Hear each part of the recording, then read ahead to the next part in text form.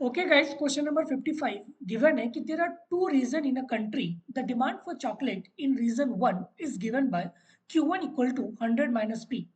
And the demand for chocolate in region 2 is given by QT equal to 200 minus P. Where Q1 and QT denotes the demand for chocolate in region 1 and region 2 respectively at a price P. There is only one seller who is licensed to sell chocolate in the country. Suppose the seller set a price equal to 125. The total demand for chocolate in the country at this price is equal to 1, 50, 75, 100 या फिर 125. ठीक है, तो guys यहाँ पे आपको दो reason की डिमांड फंक्शंस गिवन है. तो सबसे पहले हम लोग रीजन को लिखते हैं. ठीक है, तो रीजन 1 और रीजन 1 का जो डिमांड फंक्शन है that is Q1 equal to 100 minus P. 100 minus P and region 2 का जो डिमांड फंक्शन है that is Q2 equal to 200 minus P और प्राइस जो है आपका गिवन है दैट इज 125. ठीक है, सो 125 इज अ प्राइस.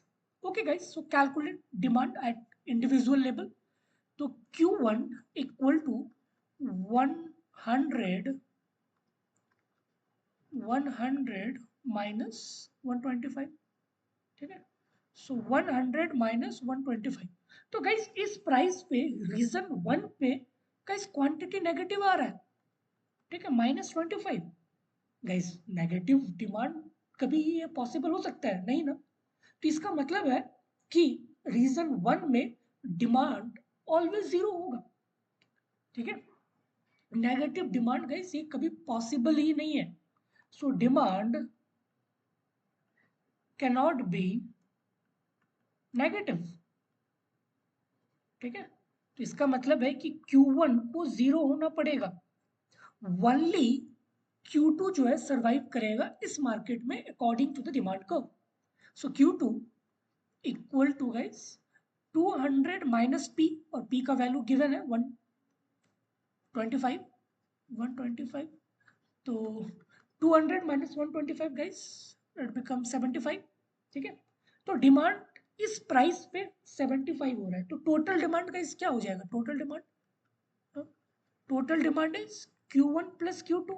बट आपको तो पता है कि भाई Q1 का वैल्यू जीरो है, तो 0 प्लस 75, तो टोटल डिमांड कितना हो जाएगा? 75.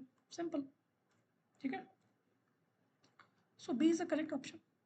ठीक है गाइस, आपको दो डिमांड फंक्शन गिवन है, प्राइस गिवन है, तो जस्ट दोनों डिमांड फंक्शंस पे गाइस प्राइस की वैल्यू पुट करो. तो आपको Q1 की वैल्यू नेगेटिव आ रहा है, मतलब इस 125 प्राइस पे रीजन 1 में जो क्वांटिटी डिमांड है वो नेगेटिव आ रहा है. बट गाइस डिमांड कभी भी नेगेटिव होता ही नहीं है, तो इसका मतलब है कि Q1 को जीरो होना होगा. ठीक है, और Q2 पे गाइस जो कि पॉजिटिव डिमांड आ रहा है तो कोई दिक्कत नहीं है.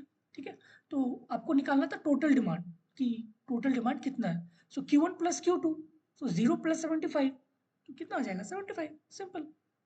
ठीक है.